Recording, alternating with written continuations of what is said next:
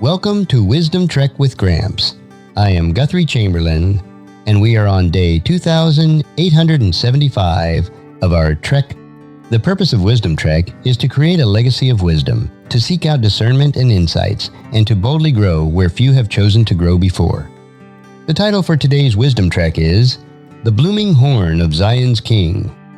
In our previous episode on this grand pilgrimage, we marched alongside the ancient Israelite community in the second movement of Psalm 132, verses 6 through 12. We witnessed the historical, corporate joy of locating the long-lost Ark of the Covenant, which had been neglected in the wooded, overgrown fields of the countryside. We joined the grand procession as the Ark was carried up the slopes of Mount Zion, and we heard the priests raise that dramatic, ancient battle cry, "Arise, O Lord, and enter your resting place." We explored the cosmic weight of the Ark as the physical footstool of Yahweh's heavenly throne, and we stood in awe as the Creator responded to David's restless devotion by swearing an unbreakable, unconditional oath to establish the Davidic dynasty forever. Today, we have reached the magnificent, soaring finale of this epic psalm. We are completing our exploration of the longest song of ascent by diving deep into Psalm 132, verses 13 through 18 in the New Living Translation. The human voices of the pilgrims and the earthly liturgy of the procession now recede into a quiet, reverent silence.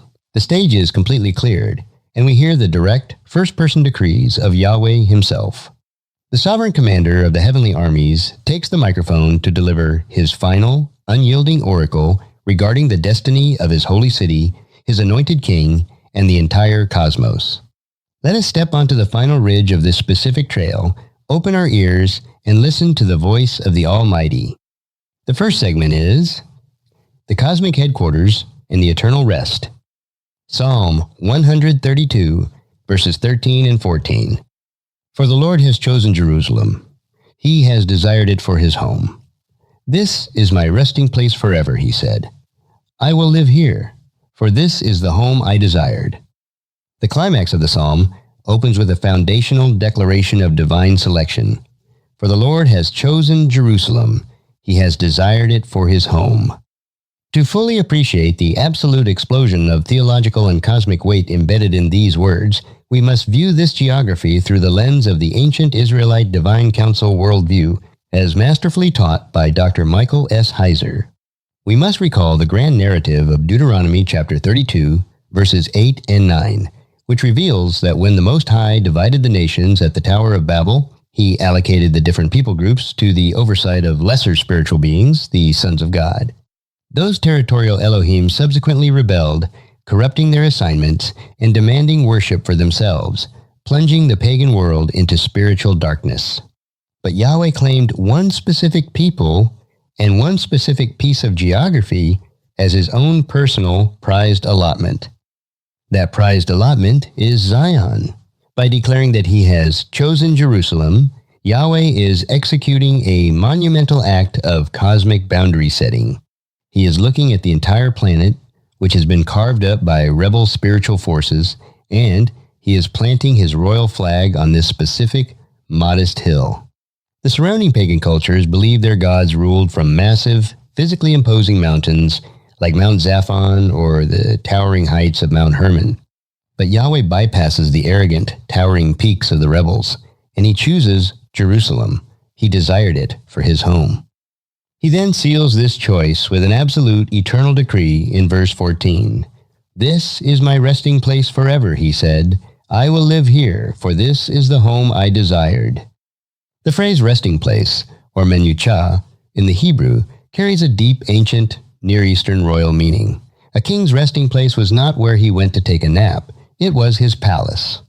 It was a centralized command center from which he issued decrees, administered justice, and ruled his empire after completely defeating his enemies. When Yahweh says Zion is his resting place forever, he is announcing that Jerusalem is the permanent, unchangeable headquarters of the cosmos. He is completely evicting the claims of the rebel principalities. He says, I will live here. The high King of Heaven has moved his primary residence down into the human realm, establishing his divine council administration right in the midst of his people, and creating an unshakable fortress of truth that can never be overthrown by the powers of chaos. The second segment is the overflowing feast and the garments of victory. Psalm 132, verses 15 and 16. I will bless this city and make it prosperous. I will satisfy its poor with food. I will clothe its priests with salvation.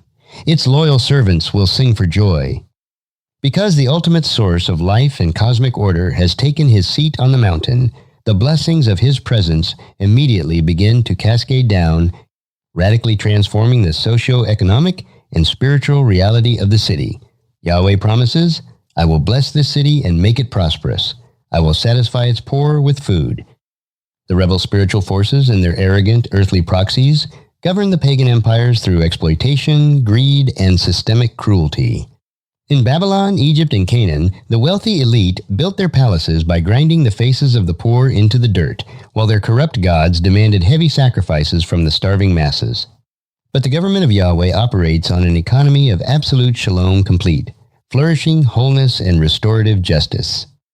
When the King of Zion prospers his city, the blessing is not hoarded by a select few at the top. It ripples all the way down to the margins of society. He promises to satisfy its poor with food. In the ancient world, satisfying the poor with bread was the ultimate sign of a righteous, legitimate monarch. Yahweh's presence ensures that hunger is eradicated, oppression is broken, and the vulnerable are fiercely protected. The cosmic center becomes a place of abundant, overflowing life for everyone who dwells within its gates.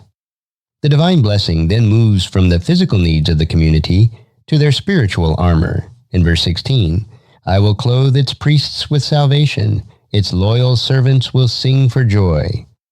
We must look back to verse 9 of this same psalm to see the beautiful, reciprocal nature of this verse.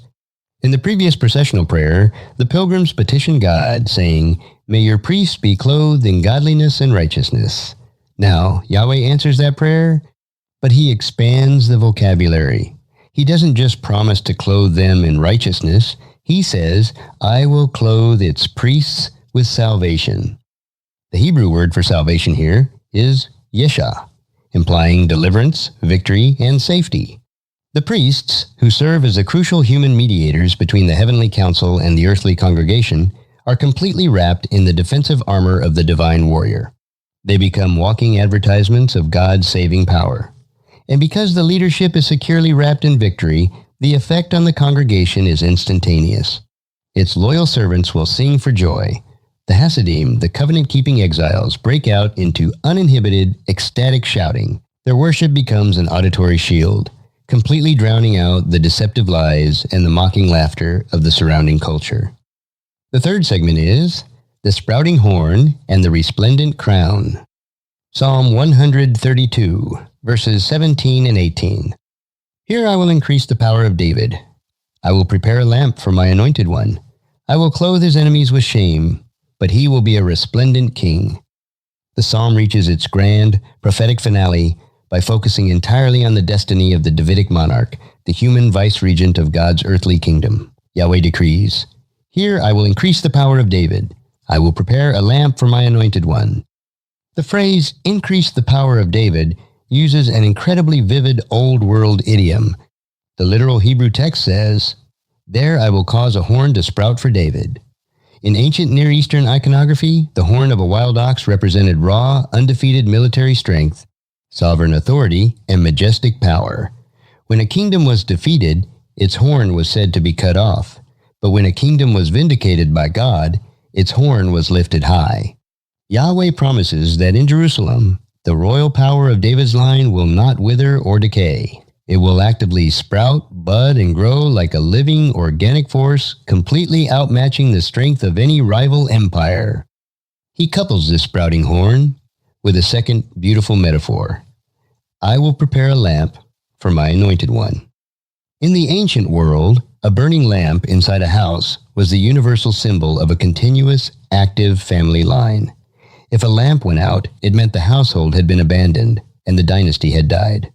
The rebel spiritual principalities desperately wanted to blow out the lamp of David. They launched century after century of political betrayals, military sieges, and spiritual temptations. attempting to extinguish the line through which the true king had promised to rescue the planet. But Yahweh steps into the dark and says, I have prepared the lamp. I am guarding the flame. The line of my Mashiach, my anointed vice-regent, will never ever go dark. The final verse sets up a ultimate black and white contrast between the enemies of God and the true king. I will clothe his enemies with shame, but he will be a resplendent king. The enemies are the human rulers and the dark, unseen spiritual principalities who have committed cosmic treason against the Creator. They have spent human history attempting to dismantle the order of Zion, covering themselves in garments of pride, arrogance, and temporary worldly glory. But Yahweh executes a great reversal. He strips them of their illusions, and he clothes them in shame.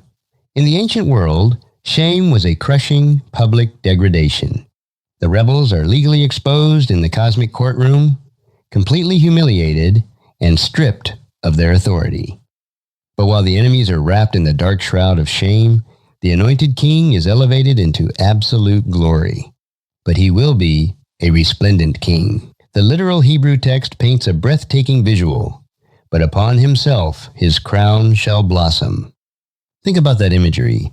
A royal crown is usually a static, dead object, made of cold gold and hard, unyielding jewels. But the crown of Zion's king is infused with the supernatural, resurrecting life of Yahweh himself. It is a living crown. It buds, it bursts into flower, and it radiates a brilliant, organic splendor that can never fade or decay. As we stand at the absolute peak of Psalm 132, looking across the historical horizon from our vantage point today, we can see the ultimate, spectacular fulfillment of this prophecy. The earthly descendants of David failed to keep the covenant perfectly. The city of Jerusalem was eventually besieged. The physical temple was destroyed, and it looked for a time as if the lamp of David had finally been snuffed out in the darkness of exile. The rebel principalities celebrated what they assumed was a permanent victory. But they completely underestimated the unyielding nature of Yahweh's oath. Centuries later, out of the dry, seemingly dead stump of David's family tree, a single, fresh, green shoot began to sprout. Jesus, the Messiah, the true, ultimate, anointed one, arrived. He lived out the cosmic blueprint with absolute, flawless perfection. And when he was lifted up on a cross, the rebel forces assumed they were extinguishing his lamp forever. But through the power of his resurrection, Jesus shattered the fangs of death, stripped the principalities and powers of their authority, and humiliated them openly in the cosmic courtroom. He ascended to the true heavenly Zion and took his seat at the right hand of the Majesty on high. Upon his head today, the living crown is blooming with an eternal, unshakable splendor. He is the ultimate fulfillment of Zion's king, and he is currently ruling over the nations, completely satisfying the poor, clothing his people with salvation, and leading his loyal servants in an everlasting song of joy. The fourth segment is Walking in the Light of the Living Crown. Psalm 132, verses 13 through 18, provides us with the ultimate reassurance as we navigate the challenges of our modern pilgrim journey. It teaches us that our security, our provision, and our ultimate victory are not dependent upon our own fragile human strength or the unstable political systems of this world. Our lives are anchored to a cosmic mountain that has been explicitly chosen and eternally desired by the Maker of heaven and earth. As you walk your trek today, refuse to be intimidated by the apparent power and the arrogant noise of our compromised culture. The scepter of the wicked is a temporary illusion. The enemies of your God are destined to be clothed in public, cosmic shame. Look past the shadows of this present age and fix your spiritual eyes upon the radiant, blooming crown of Jesus, your King. Allow the Holy Spirit to wrap you in the beautiful garments of His salvation and His righteousness.